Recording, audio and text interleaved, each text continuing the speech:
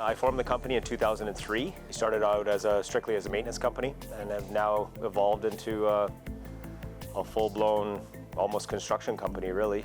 When the house and the landscape is going on both at the same time, there's a lot of coordination with our trades, our crew, with the general contractor, and then also with the general contractor's sub-trades as well. So there's definitely more coordination. The designs are always good, but they're never perfect. And there's lots of thinking and working out. There will be grading issues where you'll have to figure out how to step from one grade that's on the plans to another grade that's on the plans, and that's when you can get a little bit creative. An architectural drawing can show or can highlight a certain tree in an area and then plants underneath, and we have to use our own intuition to identify, okay, maybe the plants that are suggested here are sensible. However, if we do place them underneath a denser canopy, they're not going to thrive in which they should do.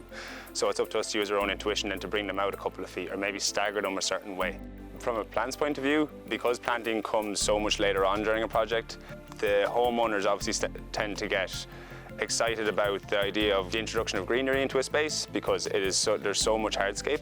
And when that actually starts to get installed and you can see the excitement from them while they're going in as they start to mature and start to begin to flower, and then it all starts coming together as a complete piece, I think that's probably the most rewarding part. Coming back to the site, being on the install team, which is all the hardscaping, once our guys come in and do all the planting, coming back a year later and seeing all the plants bursting on the landscape and creating more colour and softening edges, it's really, really nice to see.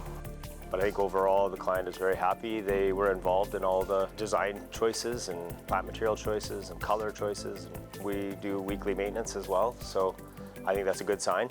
Because we're so lucky in where we are on the coast with mountainous regions behind us, and we get to work with nature on a daily basis, I think that, especially as well with the temperate climate, we're never really restricted by the weather all that much, so we're very privileged in that regard.